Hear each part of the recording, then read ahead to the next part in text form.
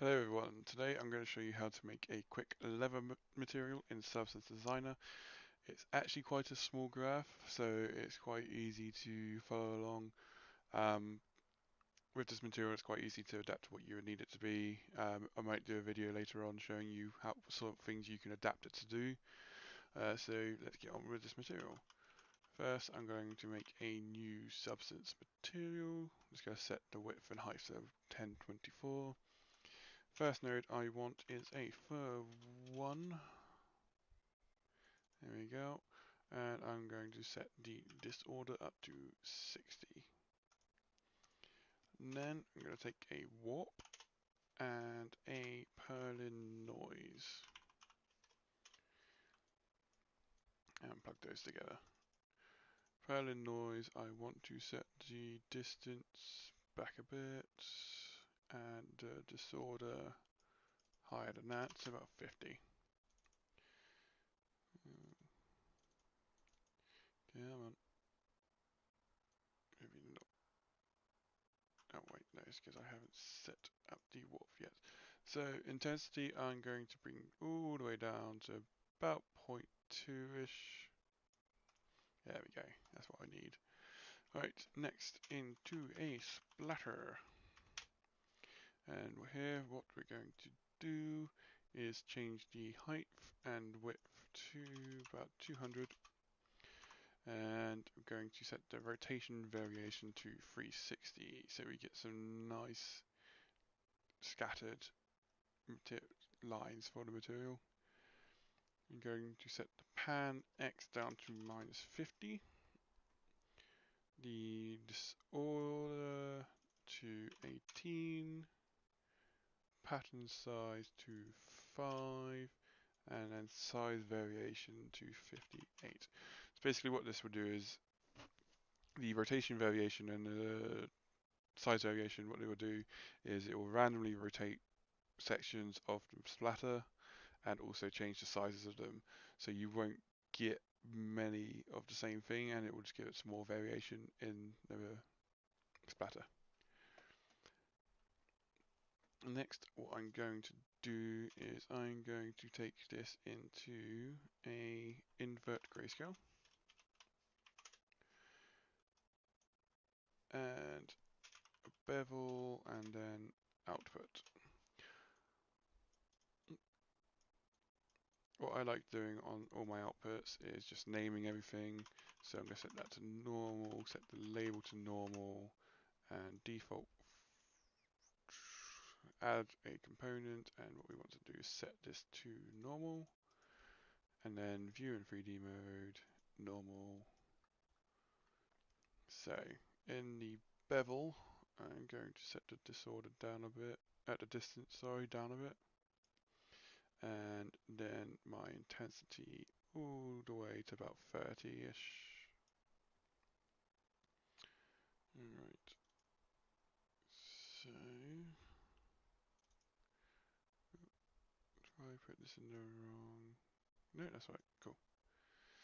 So next thing I want to do is if I take the splatter again and put this into a blend, make sure these stay connected. Sometimes it will just disconnect it from there.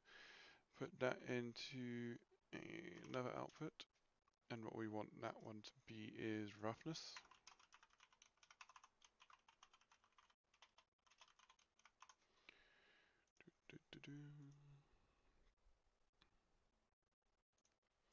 And then let's just view in 3D roughness. And what we're going to do, we want this to go into the top one, and we want a uniform color in this background here. And what we want is the uniform color to be grayscale, and roughly about here-ish will do. Right, and then next thing to do is a levels. Take the splatter again into levels, and then just adjust it so it's a bit darker. And then we want to take that levels into another blend. and that into an output of our base color.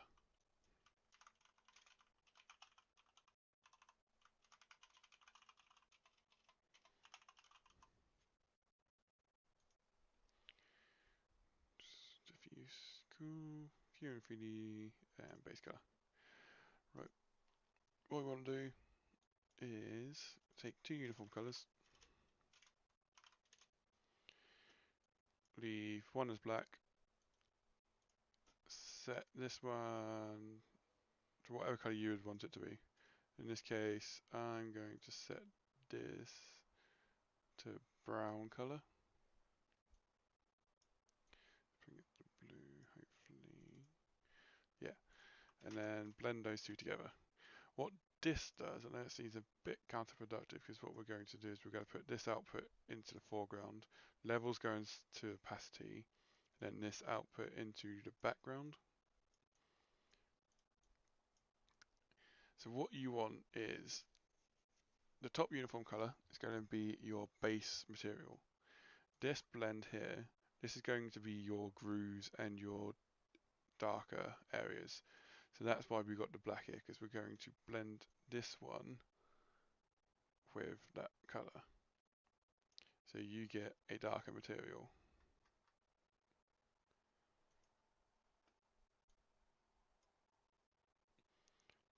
So what's gone wrong further down? We need to set the zoom up on this one. So if we set this to about 6,000, and that just brings up the cracks a bit more. So as you can see on the material now, what you want to do is always put in a metallic in there, just in case, because sometimes it helps with the material. Metallic.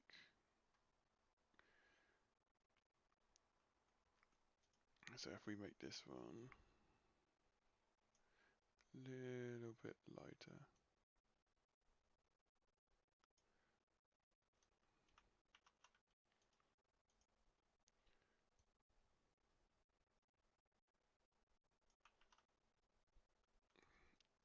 So what you can see now is you're getting that leather material.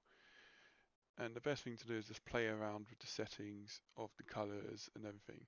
You can also add more of a normal map and roughness to get creases into the material, and basically it's just a base material for something further along the line. So you would take this, add in buttons, make it like a diamond shaped pattern for leather.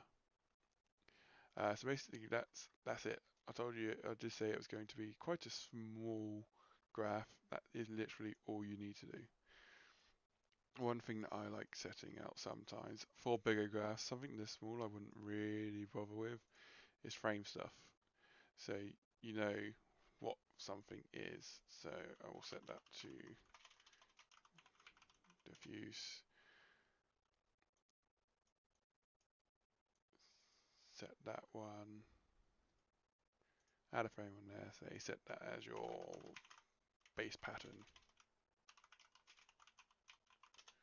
and so on, just to keep everything neat. That's one thing that you would always find with my work is I organize it way more than what I should need to. It's just a habit of mine. I can't stand spaghetti junction of nodes. Otherwise, I just can't deal with it, and I will just clean it up. Spend like an hour cleaning it up.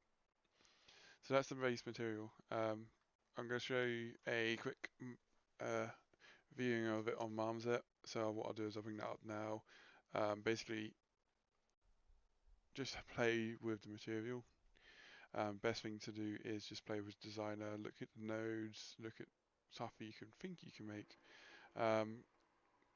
And I'll soon have some more new materials up and running to have someone ask me to show a tutorial on. So that way you can decide on what material you want to see next. Bye.